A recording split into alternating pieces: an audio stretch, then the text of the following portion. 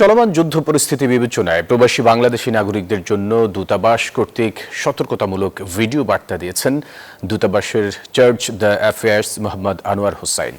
সকল প্রবাসী বাংলাদেশিকে নিরাপদে থাকার আহ্বান জানিয়েছেন তিনি। বর্তমান যুদ্ধ পরিস্থিতিতে নাজুক হয়ে পড়েছে লেবাননের সামগ্রিক অবস্থা।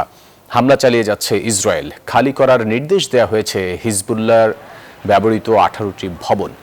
বাংলাদেশ দূতাবাসের বার্তায় প্রবাসী বাংলাদেশি নাগরিকদের নিরাপদ থাকার জন্য দ্রুত দূরে সরে যেতে বলেছে। সে সঙ্গে লেবানন সরকার ঘোষিত সকল সতর্কতা মেনে চলার আহ্বান জানিয়েছেন।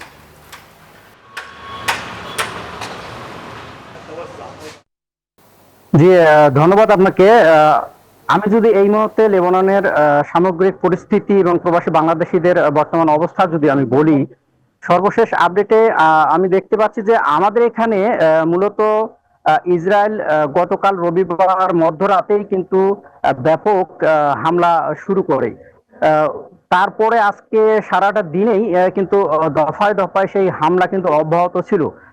ঠিক আমি যখন কথা বলছি ঠিক তার 1 ঘন্টা আগেও লেবাননে কিন্তু বড় পরিসরে একটি হামলা পরিচালনা করা হয়েছে, যেখানে লেবাননের হিজবুল্লাহর একজন কুর্স কমান্ডার নিহত হওয়ার কিন্তু গুঞ্জন শোনা যাচ্ছে। সব মিলিয়ে লেবাননের পরিস্থিতি অনেকটা এই মুহূর্তে উত্তপ্ত অবস্থায় রয়েছে। লেবাননের যে স্বাস্থ্য মন্ত্রণালয়, সেখান থেকে সর্বশেষ তথ্যে যেটি জানানো হয়েছে যে উত্তপ্ত পরিস্থিতির কয়েকদিনের মধ্যেই লেবাননে প্রায় 52 জন নিহত এবং 154 জন আহত হয়েছে, এমনটি কিন্তু নিশ্চিত করা হয়েছে। এরকম পরিস্থিতিতে লেবাননের সরকারিভাবে কিন্তু অনেকগুলো আশ্রয় কেন্দ্র খুলে দেওয়া হয়েছে নাগরিকদের জন্য, যারা সমস্যায় পড়বে সেখানে যেন বিভিন্ন শিক্ষা প্রতিষ্ঠানে আশ্রয় নিতে পারে।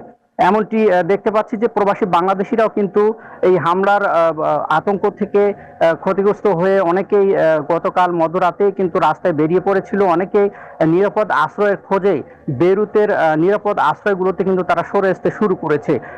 প্রবাসী বাংলাদেশিদেরকে সর্বাত্মক সহযোগিতা করার জন্য বাংলাদেশ দূতাবাস কিন্তু ইতিমধ্যে সর্বাত্মক তৎপরতা শুরু করেছে। ইতিমধ্যে প্রবাসীদের সতর্কতামূলক একটি ভিডিও বার্তাও কিন্তু দেওয়া হয়েছে এবং বিভিন্ন সোশ্যাল মিডিয়া থেকে শুরু করে এবং বিভিন্ন গ্রুপিং এর মাধ্যমে দূতাবাস প্রবাসীদের কমিউনিটি থেকে শুরু করে সকল প্রবাসীদের সঙ্গে দ্রুত যোগাযোগ করার জন্য হটলাইন নাম্বার এবং সহযোগিতা করানোর জন্য বিভিন্ন রকম কিন্তু যোগাযোগের মাধ্যম কিন্তু চালু করেছে। ইতিমধ্যেই আপনারা মিলন, আপনাকে ধন্যবাদ। Bashundhara public school and college 2026 শিক্ষাবর্ষে ভর্তি চলছে।